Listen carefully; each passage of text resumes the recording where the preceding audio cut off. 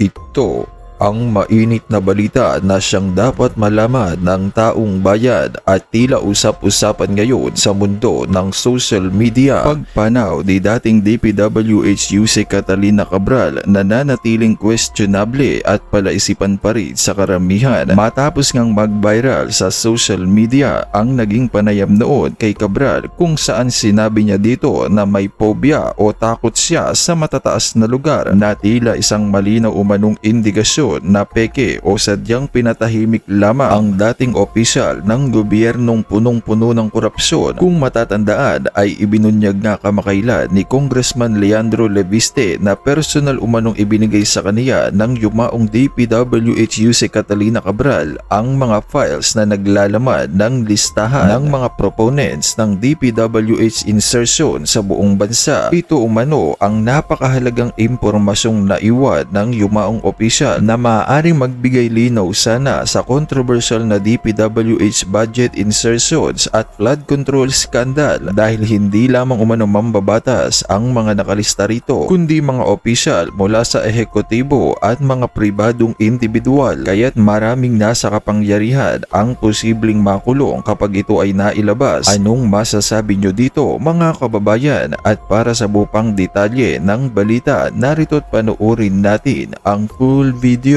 Ito na nga mga kababayan at nandito pa rin po tayo sa Tokyo at meron po lang tayo mga balita, mga updates na nangyayari sa ating bansa. Alam niyo po kasi isyong-isyu ngayon yung pagkamatay ni Yusek Cabral. iba't ibang haka ang kumakalat. At isa nga dito, meron isang ulol dyan na nagsasabi na kesyo may kagagawan daw ang mga Duterte kasi isa sa mga nabanggit yung kay Pulong Duterte dun sa kanyang distrito meron daw inalat na budget doon. Alam mo, linawin natin ho ito ha. Ako nga nagdududa ako doon sa pagkamatay nito ni Cabral. Nagdududa ako na posible na may gusto talagang mawala siya sa mundo na ito. One, para hindi humatuko yung mastermind kasi merong dokumento na naibigay si Cabral doon kay Libiste ng mga kasangkot, mga kataas-taasang kasangkot dito sa issue ng korupsyon na ito. Etong matinding korupsyon na ito. Meron nung sinabi doon sa dokumento. Baka umiiwas ito sa mastermind. So pwede kang yariin para doon sa mastermind na yun hindi mo na mabanggit. Okay? At the same time, since nabanggit niya na merong 50 billion na allotment doon sa Davao City, mas magandang mayari na siya at hindi na masabing cleared yun. Kasi ibig sabihin, alam mo, madali na mga i-twist ang truth Sasabihin lang, halimbawa, merong lugar, eto na, nabigyan ito ng lugar na ito, ng allotment na ganito. Tapos, pag sinabi mong bitin yun, mukhang may korupsyon di ba? Parang pagbitin. Unless, iklaro ng tao na sabihin niya, yun po yung nagamit ng tama. Naalat ito, pero nagamit ito ng tama. Ito namang mga yung chick na to, didikit-dikit pa. Bunga nga, lakas-lakas. Ayup, ito ayusin natin. Dikit na dikit Alam na nga nagbablog yung tao, sampalin ko kaya ito. Joke lang. Heartbreak ang... Anyway, tuloy na natin So yun na nga po. So yun yung eksena doon. Baka mamaya gusto siyang yariin para hindi na makapagsalita. Para ba magkaroon ng confusion sa tao. Kasi hindi naman importante kung mapatunayan Yun ang goal nung kung sino man yung yumari doon Hindi importante mapatunayan kung meron man yumari. I mean, if yung theory na yun ay correct. Kung meron man, baka ang intention nun para hindi na makapagsalita ito at kung ano na yung nabitawan niya, ay pwede nang yun, dagdagan ng mga facts like, ninakaw yan. Pero remember, don't ever forget, sabi ng mismo ng DPWH, nasa pamamahala ni Marcos, nakalaban ng mga Duterte, ay na-declare naman pong kumpleto. At hindi lang na-declare na kumpleto kasi mga ibang lugar na-declare na kumpleto pero ang totoo hindi naman. Kaya nga may picture na kasamang pinresenta si Pulong So DPWH sabi cleared tapos meron pang pinresenta si Pulong na cleared din. So napakalinaw nun mga kababayan. Cleared po yung kung anumang project na naan doon. Ngayon, kinukulayan ngayon itong isang hindot na alam natin kung sino yun, yung pinaka pinuno ng DDH. Wala ninyo kung sinong pinuno ng DDH. diehard Duterte hater. Walang iba kundi yung sundalong kanin. Yung walang kwentang talunan na si Trillanes. Asahan niyo yung si Trillanes, hindi yan titigil sa pambanat sa mga Duterte. Alam mo kung bakit? Nasira ang karir niyan dahil sa mga Duterte. Sirang-sira. Imaginein mo dati, tingin sa'yo ng tao, bayani ka. Dati, tingin sa'yo ng tao, hero ka. Yan ang tingin ng tao sa'yo dati. Pero nung siya po ay nagpumilit na mag-vice president, sabi ni Pangulong Duterte, sa kanya, noong 2016, at tinanggihan ni Pangulong Duterte, doon na bumagsak ang karir niya. Ang nangyari kasi, dahil sa kanyang ego, kayabangan, dahil sa kanyang kayabangan at ego, ito po ay nagalit. Para bagang sabi niya, hindi mo ako tinanggap So kung ano-ano na inimbento niya sa mga Duterte, lalo kay Pangulong Duterte noong panahon na nakaupong presidente. Ang problema, mga kababayan, nasira siya. Una, wala ni isa siyang napatunayan. Pangalawa, walang naniwala sa kanya. Kaya ngayon, nag-iingay pa rin siya at wala pa rin naniniwala sa kanyang patuloy. At ang matindi nito, tumakbong senador, olat. Patunay na wala na siyang bilang. Tumakbong mayor, olat din. Kita mo naman. Ibig sabihin, talagang nasira yung kanyang political career. Mantakin mo yun, mga kababayan. Sira ang political career mo dahil sa paninira at pagiging bitter mo sa mga Duterte. Di ba? So, for sure yan. For sure. Hindi titigil itong si Trillanes na ito na siraan ng mga Duterte. Kasi nasira na siya ng todo Bumagsak siya So, kaya ganun ang system ngayon. Ito ngayon si Cabral, yung kanyang Yusek Cabral, yung kanyang pagkamatay, isa pa hong mahiwaga dito yung meron siyang video na takot siya sa heights. Tapos yung tinanong, yan yung una niyang So, kung ikaw takot sa heights, sa dami-dami ng ways para ikaw ay kunwari lang take your life, ika nga, ay hindi yung bagay na kinakatakutan mo. Bakit? Mahirapan ka. Di ba? Isipin mo, ako, halimbawa lang, yung isang tao, may phobia siya sa ipis. So, para tapusin niya na buhay niya, kakain siya ng ipis. Napaka-imposible nun. Kakain siya isang garapon na ipis. Phobia mo nga yun di ba? Sabi niya, ang pinakakinakatakutan niya, heights. Tapos, umupo pa siya dun sa di ba, may picture, nag-selfie yung driver. I mean, it's an odd. One, may phobia ka na Bakit yun pamparaan ng iyong ng buhay mo? Baka nga, eto di ko alam. Sabi nga it's either totoong yung ginawa niya, may yumari sa kanya, o pinepeke lang niya yung niya. Kasi, imposible, parang ang hindi ko matarok yung ganong klaseng kaisipan. Halimbawa, takot ka sa, pag tinanong ka, di ba maraming sa atin tinatanong, kasi lahat naman tayo madededo. Anong gustong paraan mo para madedo ka? Kunwari, ang pinakaayaw mo yung masunog.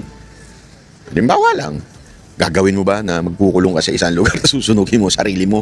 Medyo out di ba? Kaya nga out yung factor na yun, yung sinabi niyan, takot siya sa heights, napaka-imposible. Pangalawa pa, yung mismong eksaktong yung driver nag-selfie at naandun si madam. Parang napaka-imposible. Alam mo, tayo rin naman may mga staff. Tayo rin naman po ay may nagbabantay sa atin. No yun Never na never gagawin ng bantay mo yun. Yung mag-take ng selfie, nakasama ka at nakikita yung lugar kung asan ka. Never. Kung magpipicture man yung security mo o yung driver mo, magpipicture yon nang wala ka. Kasi nga, for your safety, alam naman natin, yung safety ni Cabral medyo delicates na. So, mag-iingat na yung driver nun. Tapos magpipicture pa siya na nakikita yung lugar at nakita yung kanyang amo, yung kanyang boss, yung kanyang VIP. Napaka-imposible nun. Ano yun Bodyguard 101 yun Hindi ka magpipicture, nakasama yung VIP mo, tapos alam yung lugar mo. Imposible. Kaya nga napakalabo nung eksena ng mga ganyan. Pati ayon pa dun sa kwento ng driver, nagpaiwan. Okay lang kunwari magpaiwan ka sa loob ng halimbawa, yung sinisecure yung VIP o meron akong VIP meeting with someone sa restaurant o iwanan niyo muna ako, kumain muna kayo diyan kaya sa hotel. O dito lang naman ako, safety naman ako, iwan niyo muna ako, di ba? Okay 'yun. Pero yung iiwan ka sa gitna ng daan doon sa delikadong lugar. Tapos sasabihin mo, iwan mo muna ako ha. Pinaiwan daw siya tapos bumalik na lang siya. Nung nalaman niya na, nandun na. Sabi ko, kung ikaw yung driver, security, iiwan mo ba yung VIP mo dun sa lugar na yun? Na parang napakadelikado naman po ata nun. Hindi mo iiwan yun. Malaking kalokohan. Naglolokohan di ba? Sa akin, napakalabo naman ng mga eksena nitong... Tapos, hindi naman siya pinababalik, bumalik siya. Wala nagsabi sa kanya bumalik siya Di ba? Parang... Kaya nga, medyo mysterious yung pagkawala. Hindi natin alam kung sinadya ba para, one, pagbintangan ng mga Duterte, o two, ay, hindi na maituro yung dapat maituro. Diba? Hindi natin alam.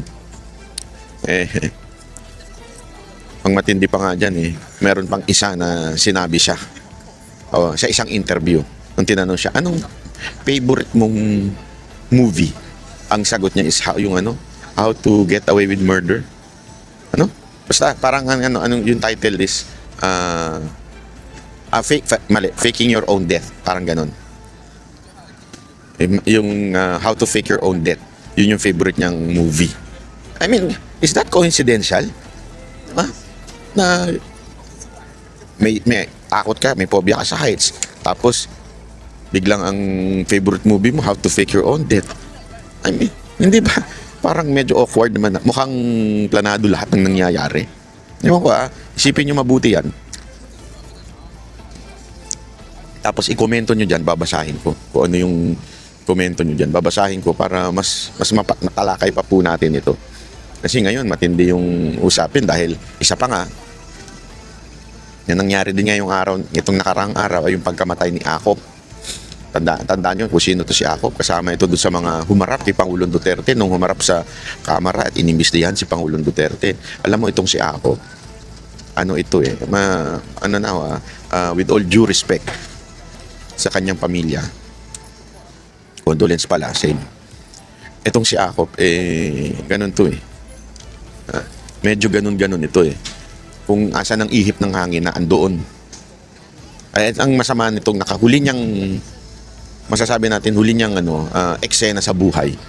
May kanya-kanya tayong eksena sa buhay Yung scene, yung kanyang huling eksena ay hindi maganda. One, inusig niya ang presidenteng talagang mahal ng mamamayang Pilipino. Inusig niya isang presidenteng talagang pinagkakatiwalaan ng taong bayan. At ang masakit pa nito, ang kasama niya sa pag-uusig ay isang dating di umanong NPA. Diba? Na naging party list congressman. Si Ako po ay isang pulis. So instead na yung integrity niya sana na natiling policeman o gentleman, diba? Nasira nung mga huli niyang araw sa mundo na ito. Kaya nga alam mo mga kababayan na this is a lesson for each one of us. Ako, yan din ang lagi kong nasa isip No matter what success ang nakuha mo, o no matter how successful you are, no matter how rich you are, lahat yan makakalimutan ng tao. Ang mananatili dyan ay yung alaala na ginawa mo o kontribusyon mo sa mundo na ito. Halimbawa, di ba? Kung maalala man natin si Rizal, naalala ba natin siya sa dami ng kanyang kayamanan? Hindi naman po Maalala natin siya kung ano yung ginawa niya. Lalong-lalo na yung mga huli niyang ginawa sa buhay. Di ba? More than that, meron pa nga makakalimutan pa nga yan ng tao. Kaya nga yung mga, halimbawa, yung mga kabataan yun, kalimutan na yung mga bayani natin na nagbuwis ng buhay.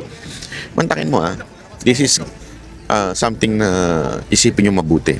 Yung mga bayani natin noon, na nakalimutan ng iba ngayon, itong mga bayani ito, nakipaglaban ito para sa kalayaan sa mga foreign invaders o kalayaan para sa mga mananakop. Diba? Yan po ang yan ang kanilang pinaglaban, kaya nga po sila namatay. Imaginin mo yun, namatay sila dahil doon. habang tayong mga Pilipino, yung mga tatanga-tanga, tuwan-tuwa na ibinigay ang ating Pangulong Duterte na isang Pilipino sa banyaga. Alam mo, kahit ako, halimbawa, makalaban natin kung sino man sa politika, ako, mas gusto kong usigin dito. Hindi dapat inuusig sa ibang bansa. Dapat tayo ang magbigay ng hustisya. Dapat dito sa hatulan, hindi ho sa ibang bansa. Mali na ibigay mo ang iyong kababayan sa ibang bansa para mausig. Unless there is a war na hindi capable ang ating korte, wala. Capable na capable. Gamit na gamit nga ang korte ngayon. Di ba? So, ang akin lang, this is something na sana po ay pag-isipan natin, pagmulan-mulayan natin. Itong pagkamatay ni Ako, pagkamatay pa nung si Cabral, at isa pang, nakalimutan ko na kung sino pa ito, isang namatay. Yung mga kinuha na ni Lord, lagi ho natin tatandaan yung ating ginawa. Yan ang mananatili, yung memory sa atin, especially the last days of our lives. Diba? Importanteng maunawaan natin yan. Isa pa palang dito, etong Bicol Party List. Wait para mabanggit natin ng tama. Etong etong party list ni Terry Ridon, ibinulgar na may insertion. Kasi kaya pala to si Terry Ridon, humihirit siya na, bakit hindi nyo ilabas yung dokumento? Ganyan.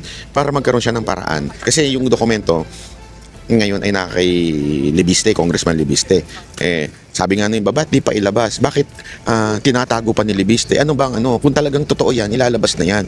Tapos narinig ko sa isang interview, kaya hindi pa inilalabas kasi ino-authenticate pa through the office of Secretary Vison.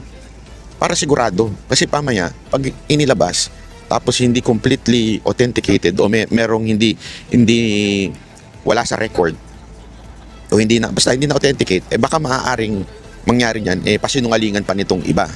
Okay? Kasi remember, may mga nakasulat ng congressman doon. Ang kulit nito ni Terry Ridon na parang kinukulit niya si Libiste na ba't hindi ilabas. Yung pala, yung Bicol Saro Party List po ay may 150 million road project insertion sa Pamplona, Pasacao, Camarines Sur. Mantakin mo ha. Anong pinagkaiba nito kay Pulong? Baka sabihin ng iba, bakit si Pulong din naman merong Hindi, remember, district congressman si Pulong. Naturalmente, kailangan humingi siya ng pondo. Pondohan nyo itong lugar namin kasi kailangan yung ito. Ganun lang naman ang ginawa ni Pulong Pinapondohan yung lugar nila para may magawa yung project. Ang problema dito, party list ka Wala kang kinalaman sa district, bakit ka nagkaroon ng insertion sa Camarines Sur? Yun yung sinasabi. Yun yung sinasabi ni ni Saro ni Libiste. Di ba? Kaya nga sabi ko sa inyo, medyo hindi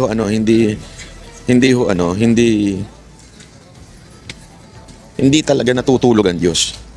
Sabi ko sa inyo, marami rin naman nagsasabi at nagpapaalala sa atin na wag tayong mawalan ng pag-asa. God moves in a mysterious ways.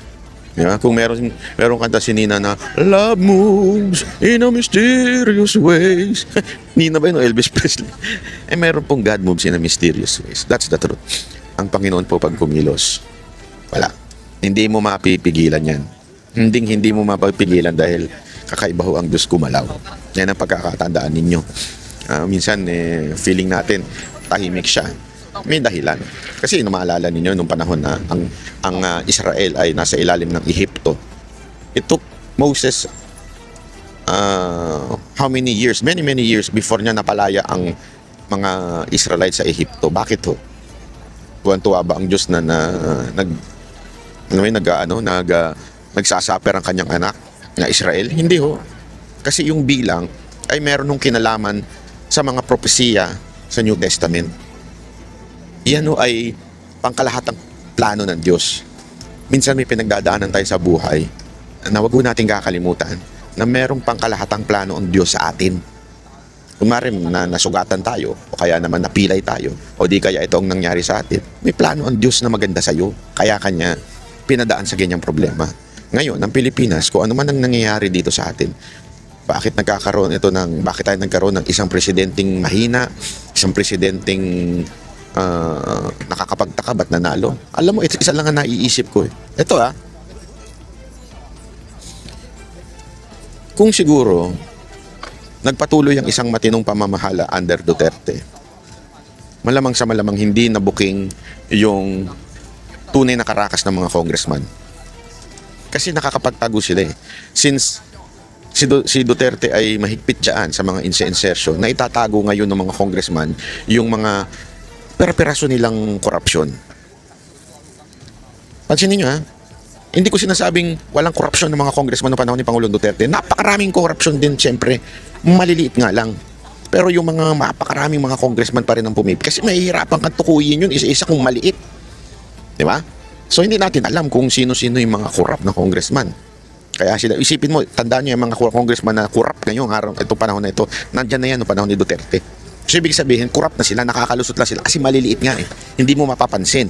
Ngayon, pinahintulutan ng Diyos na maupo si Marcos at dahil mahinang nila lang si Marcos, etong mga congressman nakaisip ng, lakihan natin dahil mahinang nila lang ang presidente, walang kwenta, madali makapagpuslit. Di ba? Tapos sakim pa, pati yung kanyang mga kamag-anak. So pagkakataon na natin tong bumongga, talagang pumaldo. So pumaldo sila ng pumaldo, di ba? Humirit sila ng todo-todo. Paghirit nila ng todo-todo, doon sumabog. Doon ngayon nalaman ng taong bayan kung anong karakas na itong mga congressman natin. Naintindihan nyo? Sometimes, God allows things to happen para lang mas ma-realize natin. Yeah. I mean, marami sa atin, bakit pinababayaan ng Diyos yung iba nating mga problema sa buhay? Kasi meron siya ipinapakita ng pangkalahatan sa buhay mo. Kasi pag ang Diyos tumingin, kaya nga di ba, the Lord is the same yesterday, today, and forever. Ang tingin at plano ng Diyos mula simula sa kasulukuyan at hanggang dulo. Ganun siya tumingin, malawak. At yun ay hindi natin alam. Siya lang ang nakakaalam. Kaya nga dapat matuto lang tayo magtiwala sa mga nangyayari sa buhay natin. Planado po lahat yan. Planado lahat ng nangyari sa buhay mo. Merong plano ang Diyos sa iyo. So ganun po ang tingin ko sa ating bayan. May plano po ang Diyos sa atin. Alam mo yung korupsyon sa atin, ito'y nakaukit na noon pa man.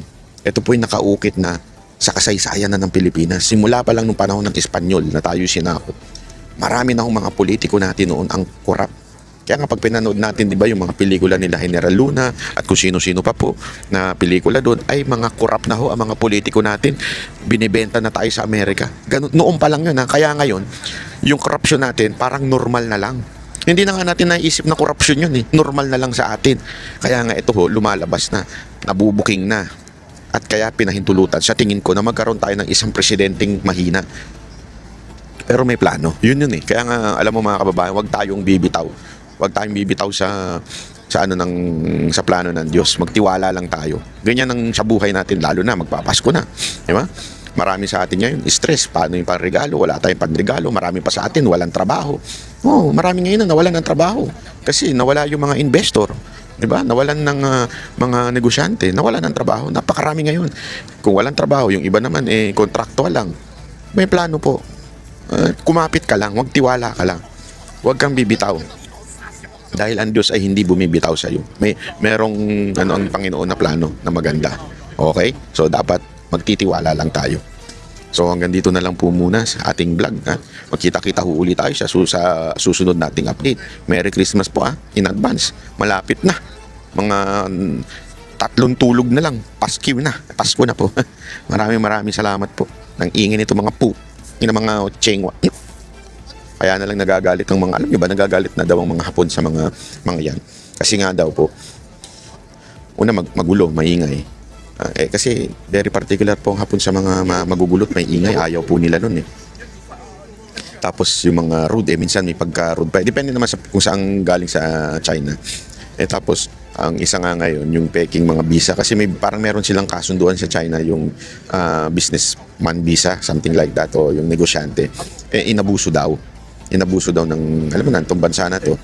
Tapos ngayon, tinaasan ng, dinamihan ng requirement para makakuha ng visa na yun. At yung mga iba, tinanggalan na ng visa. Tapos ngayon daw, dahil nga yung Prime Minister ngayon ng Japan, medyo matika sa ganito, itong ilang Hapon, binubuli daw itong ganitong lahi. Kayong mga Pilipino, safety daw tayo dito kasi gustong-gusto tayo ng Hapon, marunong tayo alam mo yun, para tayong tubig, tayo humuhugis ayon sa pinagkakalagyan natin. Ganun daw tayo mga Pilipino. At dapat naman talaga ganun. Huwag natin ipilit yung ating kultura sa kultura ng iba. Kung nasang bansa ka, sundin mo yung kultura na yun. Eto daw mga tumatitigas. Akala ko na hindi totoo. Kahapon nakakita ako. Grupo ng mga Hapon, ng mga binata. Hindi yung binata, mga 25 ganun. 20 o 30. Hindi na teenager. Tapos may dumaan na dalawang Chengwa. As in, nagulat ako, tinulak. Sabi ko, bakit kaya? Kasi naririnig nila nagsasalita na malakas. Tinulak talaga. Sabi ko, grabe rin ano? Hindi, sabi nila, yung kwento sa akin ng mga Pilipino dito, lalo na yung mga Pilipino nagtatrabaho sa club, kwento nila sa akin, talagang ngayon, medyo may pambubuli na nagaganap. Kasi lumakas ang loob ng mga Hapon dahil nga sa kanilang Prime Minister. Ano sa tingin ninyo mga kababayan? Tama ba yun o hindi? Ako, sa akin, sana may ganito tayong bansa. Yun lang. Na mahigpit sa mga sa atin, bisita. Kasi sa Pilipinas lang yun, pagka Chengwa o kaya Hapon o kaya Koreano, baw na baw tayo eh. Wala namang problema maging welcoming sa mga to, maging hospitable. Okay yan, walang problema dyan. Pero wag naman po sana yung tayo pa yung parang alila sa kanila. Kasi minsan ganun eh. Yung mga Pilipino nagpapaalila eh. Alam nyo kung sino kayo. Kilala nyo kung sino kayo, sinasabihan ko na nagpapaalila kayo sa mga Koreano, mga Hapon, kaya mga Chengwa. Marami kong kilala dyan. Huwag kayong ganun. Ano nyo naman, hindi porket tayo ay mahirap na bansa, magiging parang patay gutom tayo. Huwag naman ganun. Huwag naman tayo magiging patay gutom. Okay? Hindi tama yun eh. It's okay na maging mahirap, pero hindi ka patay gutom. Nakakapit ka na sa sa mga Chengwa o kaya sa mga Koreano dahil lang sa pera. Huwag ganun. Meron naman mga Pilipino. Biro lang. Hindi. Biro lang. Pero, di ba? Huwag naman sanang ganun. Okay? Kasi ako doon eh. Kasi pag pumupunta tayo sa ibang bansa, kahit pa paano meron na nga tayo natatanggap na a little discrimination. Kahit pa paano meron tayo natatanggap na ganyan. Hindi man ganun, pero meron. Tapos sa sarili nating bansa, magpapadiscriminate pa tayo. Anong klaseng nilalang tayo, di ba? Maglagay naman tayo ng dignidad sa sarili natin, mga Pilipino. Yun lang po. Okay?